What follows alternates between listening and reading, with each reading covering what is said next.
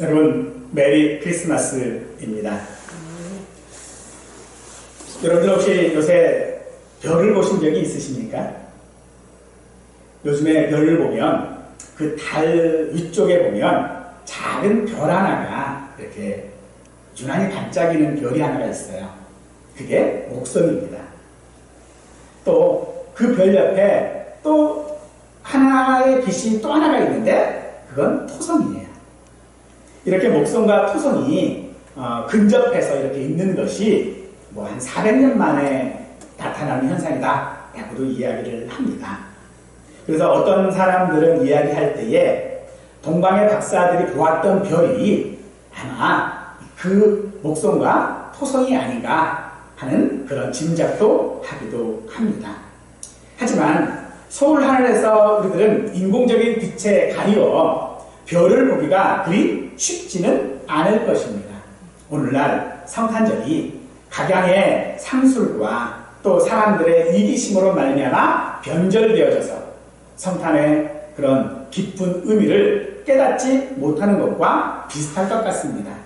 오늘 우리는 성탄절을 맞이하여 함께 예비할 때에 우리의 그 가리워져 있던 눈들이 밝아 빛이신 예수님을 발견할 수 있고 그 빛을 따라 사는 삶이 되기를 바라며 예수님의 탄생이 우리에게 선물이고 우리에게 기쁨은 이유를 함께 생각해 보고자 합니다. 로마의 세금 징수원이었던 마태는 예수님의 탄생을 구약 예언의 성취라고 하는 사실에 집중하고 있습니다. 하지만 단순히 그 근거를 제시하는 데 그치지 않고 예수님께서 어떤 모습으로 세상을 통치하실지를 말하기 위해 예수님은 유대인의 왕으로 나셨다라고 말하고 있습니다. 동방으로부터 온 박사들은 그 별을 따라 유대인으로 왕으로 오신 예수님을 경배하기 위하여 그 별을 따라 왔습니다. 하지만 이것은 대단히 위험한 일입니다. 당시 사람들은 밤에 여행을 하지 않았습니다. 하지만 별을 따라오려면 반드시 밤에 이동해야만 했던 것이지요. 이 박사들이 어디 출신이며 무엇을 하던 사람인지는 알 수 없습니다. 다만 마태는 이들로부터 예수님의 탄생이 하나님의 섭리라고 하는 것을 말하고 있을 뿐인 것이지요. 이들로 인하여져서 예루살렘은 소동했습니다. 이 소동했다라고 하는 말은 겁에 질린 상태를 말합니다. 단순히 어떤 일들이 있어서 서로 떠들고 우왕좌왕하고 하는 정도가 아니라 겁에 질려 있었다는 것이지요. 나중에 만 2세 미만의 아기를 학살한 것으로 보아 헤롯 역시도 겁에 질린 것이 분명해 보입니다. 박사들은 헤롯을 통해 유대인의 왕으로 나실 이가 태어날 장소가 베들레헴인 것을 알았습니다. 그리고 별이 다시 나타나 아기가 태어난 집을 구체적으로 알려주었을 때에 그들은 들어가서 경배했습니다. 헤롯은 메시아가 탄생할 것을 확인하고 박사들을 베들레헴으로 보내며 아기를 찾거든 자기도 경배할 수 있도록 알려달라라고 했습니다만 아시는 것처럼 그것은 아기를 경배하기 위함이 아니라 죽이려 한 것이었죠. 박사들은 헤롯의 말을 듣고 예루살렘으로 향하는 중에 다시 자기들을 인도하던 그 별을 발견했습니다. 그리고 그 별을 따라 갔을 때에 그들은 기뻐했지요. 왜냐하면 왕을 만나는 기쁨이 있었기 때문입니다. 박사들은 아기께 경배하고 자신들이 준비한 선물을 드렸습니다. 박사들은 왕으로 오신 아기께 경배한 것이지요. 박사들은 꿈에 헤롯에게로 돌아가지 말라라고 하는 지시함을 받아 다른 길로 고국으로 돌아갔고 요셉도 아기와 그의 어머니를 데리고 애굽으로 가서 헤롯이 죽기까지 머물러 있게 됩니다. 박사들은 별을 따라 위험을 감수하고 유대로 왔습니다. 그런데 왜 계속 별을 따라가지 않고 헤롯 궁으로 들어갔을까요? 세 가지를 생각해 볼 수 있습니다. 하나님께서 섭리하고 계시다라고 하는 것을 생각할 수 있습니다. 2절에서 그의 별을 보고 경배하러 왔다라고 말하고 있지요. 자기 백성에게 약속을 지키시는 하나님의 그 은혜를 말씀하고 있습니다. 헤롯은 4절에서 그리스도가 어디서 나겠느냐라고 신하들에게 묻지요. 즉 그의 별을 보고 경배하러 왔다라고 하는 박사들의 말을 듣고 헤롯은 그리스도가 어디서 나겠느냐라고 묻고 있죠. 여기 그리스도가 누구입니까? 바로 예수님이시며 메시아를 말하고 있는 것이죠.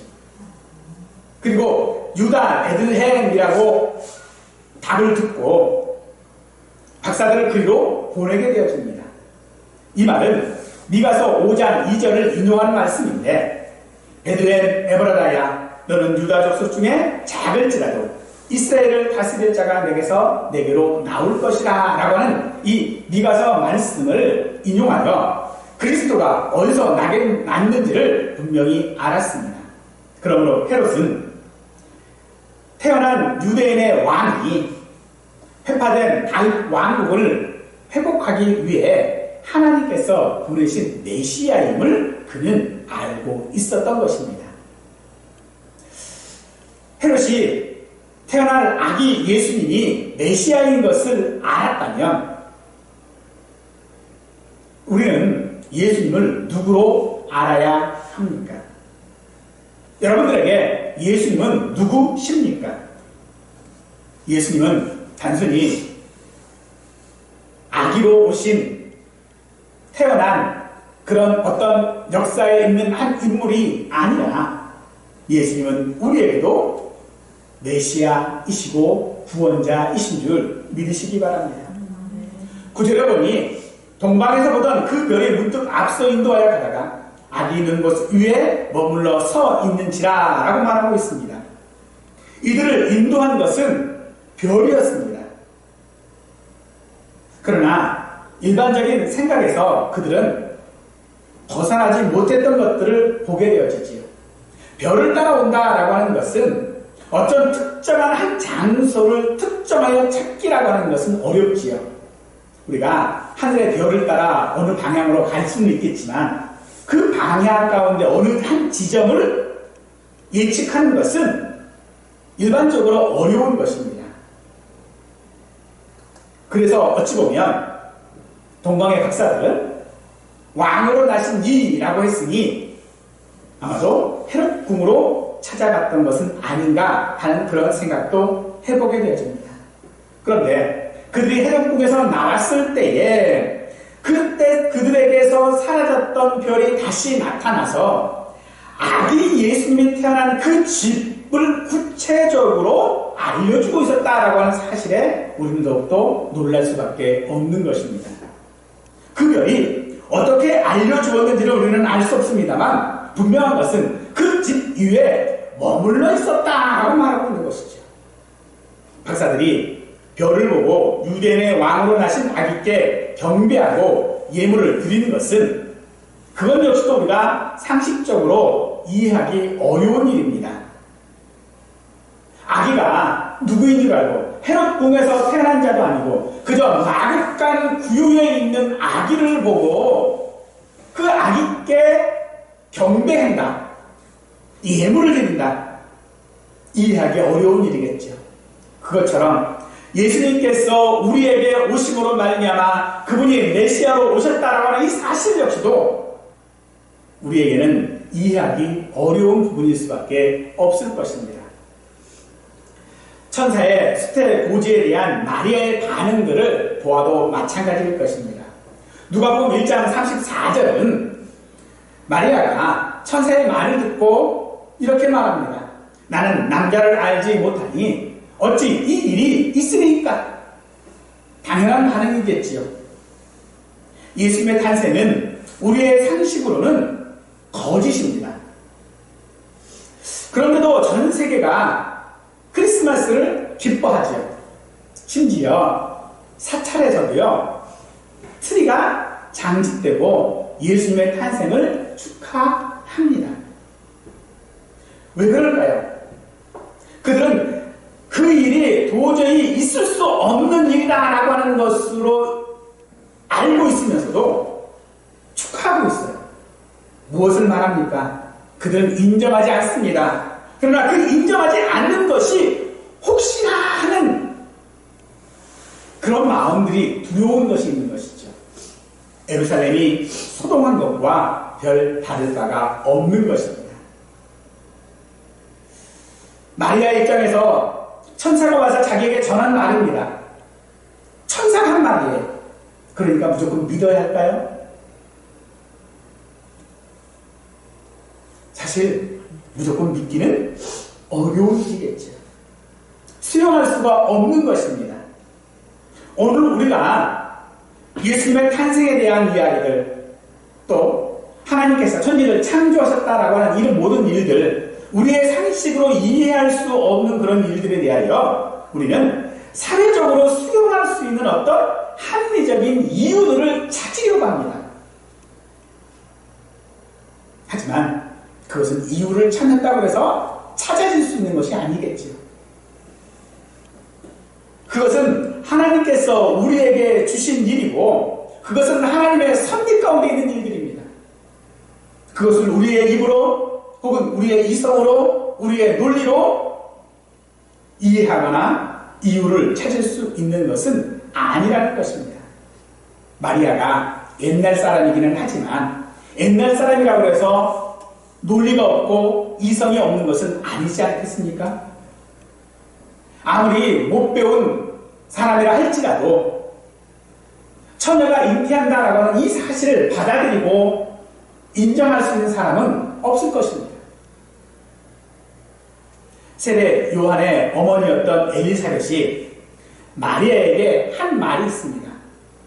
바로 주께서 하신 말씀을 믿는 마리아가 복이 있다라고 했습니다. 그렇습니다. 우리가 예수님의 탄생을 믿는 것은요, 우리에게 기쁨이고 우리에게 복입니다. 그것을 믿을 수 있는 것이 우리에게 복이라는 것입니다. 예수님의 탄생은 그 누구도 이해할 수 없는 일들이었지만 마리아는 그것을 믿었습니다. 왜요? 왜 믿었습니까? 그것이 하나님의 말씀이기 때문에 믿은 것입니다. 사랑하는 성도 여러분, 하나님께서는 오늘도 우리에게 예수님께서 우리에게 나셨다라고 하시는 말씀을 하고 계십니다. 이것을 믿는다면 우리에게 복이 되어줄 줄로 믿으시기 바랍니다. 십자가는 우리에게 이렇게 말합니다. 그들이 별을 보고 매우 크게 기뻐하고 기뻐하였더라 라고 말하고 있지요. 스가랴서 9장 9절의 말씀을 인용한 것인데요. 그 기쁨의 대상이 시온의 왕이기 때문입니다. 왕이 입성할 때에 기쁨의 소리로 바로 기쁨을 표현하고 있는 것이지요. 시온에 따라 크게 기뻐할지어다. 예루살렘에 따라 즐거이 부를지어다. 보라, 내게 왕이 내게 임하였나니 그는 공의로우시며 구원을 베푸시며 겸손하시어서 나귀를 타시나니 나귀의 작은 것 곧 나귀 새끼니라라고 말씀하고 있습니다. 박사들은 별을 보고 기뻐했습니다. 그리고 그 별이 무엇을 말하는지 그들은 분명히 알았다라는 것이죠. 바로 왕인 것입니다. 박사들은 그 별을 보고 기뻐했지요. 왜 그 별을 보고 기뻐했을까요? 아기를 보고 기뻐해야 되는 것인데 왜 성경은 그들이 별을 보고 기뻐했다라고 말하고 있을까요? 바로 그것은 그들에게 있어서 그 별은 자기들의 여행의 중심이었기 때문에 그렇습니다. 자기들이 여행을 한 이유가 그 별에게 있었고 자기들이 경배할 수 있었던 것도 그 별에게 있었던 것입니다. 즉 그것은 구심점이었던 것처럼 중심이었던 것처럼 예수님의 탄생은 우리 신앙의 중심이 되어져야 하는 것입니다. 예수님이 우리의 모든 삶들을 인도하고 나가야 한다라고 말하고 있는 것이겠지요. 마리아의 고백은 참으로 놀라운 것입니다. 마리아가 천사의 그 말을 그대로 믿고 그대로 이루어지기를 원합니다 라고 고백했던 거예요. 오늘 우리의 모습이 이 마리아의 고백의 모습까지 이르기를 원합니다. 하나님은 천지를 창조하신 분이십니다. 그러기에 그분에게는 능하지 못할 일이 전혀 없는 것이겠죠. 천사가 마리아에게 말합니다. 어찌 남자를 알지 못하는 내가 잉태할 수 있습니까? 그때 천사가 말하죠. 네가 천지를 창조하신 하나님을 믿느냐? 그렇다면 하나님께 능치 못할 일이 있느냐라고 천사가 반문하죠. 그렇습니다. 오늘 우리에게 능하지 못할 하나님은 없으십니다. 하나님의 섭리는 그 하나님의 모든 섭리 가운데에 반드시 그 뜻대로 이루어진다라고 말하고 있는 것입니다. 하지만 우리는요, 하나님과 자꾸 협상을 하려고 하죠. 물론 비용을 계산해 보는 것이 당연한 것입니다만 하나님과 우리의 협상은요, 무엇을 포기할지는 내가 결정하겠다라고 하는 것이에요. 내가 이것을 믿을지 말지는 내가 결정해야지 하나님이 결정하는 게 아니라는 거예요. 이 땅 가운데 내가 예수를 믿고 그 믿는 삶으로 살아가는 성도로서의 삶은 내가 무엇을 할지는 내가 결정하겠다라는 겁니다. 하지만 예수님은 우리에게 오신 것이 우리의 왕으로 오신 분이십니다. 이 이야기는 무슨 이야기입니까? 내가 무엇을 포기해야 할지에 대한 그 결정권조차도 왕이 결정한 대로 따른다는 것입니다. 그리고 그 결정을 기뻐한다는 것이에요. 내가 결정하는 게 아닙니다. 왕이 결정하고 왕이 결정한 그것을 기뻐하는 것이 우리가 해야 될 일이고 그것이 마리아의 모습이었습니다. 요셉도 마찬가지입니다. 혼전 임신을 한 이 마리아와 결혼한다라고 하는 것은요, 요셉 자체가 그 사회로부터 거부당할 수밖에 없다라고 하는 것을 의미합니다. 우리가 예수님을 믿는다라는 것은요, 우리에게 있는 좋은 평판들을 다 잃어버리고 거부당하는 것을 기뻐한다라고 하는 것과 같은 것입니다.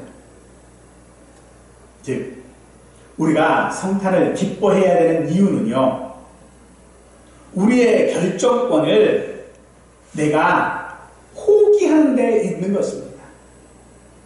그 별을 보고 크게 기뻐하고 기뻐했다라고 하는 이 동방의 박사들의 결정은 그 결정 가운데에 어느 집에 있을 것인지는 별이 결정했어요. 동방의 박사들이 결정한 것이 아닙니다. 헤롯이 결정한 것이 아니었습니다. 그것처럼 오늘 우리의 모든 것들은 주님께서 결정하시고 섭리하시는 줄 믿으시기 바랍니다. 11절, 아기께 경배하고 보병을 열어 황금과 유황과 몰약을 예물로 드렸다라고 말하고 있지요. 여기 황금과 유황과 몰약은 생일 선물이죠. 근데 생일 선물이다라고 말하지 아니하고 예물이라고 말하고 있습니다. 스바의 여왕이 솔로몬을 방문했을 때에 많은 예물들을 가지고 솔로몬에게 왔습니다. 그 예물 가운데 황금과 유황과 몰약이 있었는데 그것들은 모두가 다 성전을 위하여 사용되었던 물품들입니다. 즉, 지금 박사들이 아기 예수께 예물로 드린 이 황금과 유황과 몰약은 성전을 위하여 사용되어진 것처럼 이것은 그들이 아기 예수님을 왕으로 인정한다라고 하는 것을 말하고 있는 것입니다. 즉, 단순한 생일 선물이 아니라 왕으로서 마땅히 받아야 할 대접, 바로 왕으로서의 그리스도의 자격을 인정한다라고 하는 말이 되어지는 것입니다. 마리아는 천사의 그 수태고리를 듣고 참 어리둥절했을 것이 분명합니다. 그러나 엘리사벳을 찾아가 그의 말을 들었을 때에 그는 순복하게 되어집니다. 사랑하는 성도들, 오늘 우리는 무엇에 순복하고 있습니까? 바로 박사들이 예수님께 드렸던 이 황금과 유황과 몰약의 이 예물을 드렸음을 우리가 들었을 때에 오늘 우리도 주님이, 예수님이 나의 왕이신 것을 인정할 수 있기를 원합니다. 그러므로 우리가 성탄절이 되어지면 메리 크리스마스라고 인사를 하지요. 이 인사는 우리가 믿는 자라고 하는 것을 말하는 것을 뿐만 아니라 단순히 예수님이 태어나셨다라고 하는 것을 말하고 있는 것이 아닙니다. 축하 인사가 아니라는 것이죠. 메리 크리스마스의 뜻은요, 그리스도를 예배하다라고 하는 뜻입니다. 탄생을 축하하는 기념일이 아니라 예배하는 날이라는 것입니다. 하나님께서 성육신 하시는 이 사실을, 하나님께서 우리를 섭리하고 있음을 우리가 예배로서 인정하는 것이다 라고 말하는 것입니다. 그와 함께 경배한다라고 하는 이 사실, 바로 이것은 내가 내 결정권을 가지고 내 삶의 주인 되기를 멈추고 내가 주장할 만한 모든 것들을 다 포기하고 하나님께 나가겠다라고 하는 것이 바로 예배입니다. 하지만 헤롯을 비롯한 많은 사람들은 이것이 거북합니다. 내 것을 포기해야 되고 내 결정권을 포기해야 한다라고 하는 것이 거북할 수밖에 없을 것이지만 오늘 예수 그리스도의 탄생하심을 기뻐하는 그 탄생을 예배하는 우리에게는 큰 기쁨의 좋은 소식일 수밖에 없는 것이지. 성탄절은 하나님의 섭리이지만 우리는 그것들을 거북해하고 거부하고 있습니다. 그럼에도 예수님은 여전히 우리의 왕으로서 우리의 삶 가운데에 임한제하고 계심을 여러분 믿으시기를 간절히 축원하겠습니다. 지난 주일에 성탄은 예수님의 탄생이기도 하지만 그로 인한 우리의 탄생이기도 하다라고 말씀을 드렸지요. 그런 우리의 생일입니다. 즉 성탄절은 예수님의 생일이기도 하지만 오늘 영적으로 다시 태어난 우리의 생일이기도 한 것이죠. 그래서 하나님은 우리의 생일날 우리에게 선물로 예수님을 주신 것입니다. 그래서 예수님께서 탄생하셨다라고 하는 것은 우리에게 최고의 선물인 것이죠. 선물을 싫어하는 사람은 없습니다만 원하지 않는 선물은 있습니다. 예수님의 탄생은 하나님께서 우리에게 주신 최고의 선물이지만 어떤 사람은 이것을 원하지 않습니다. 왜냐하면 내가 포기해야 되는 것이 있거든요.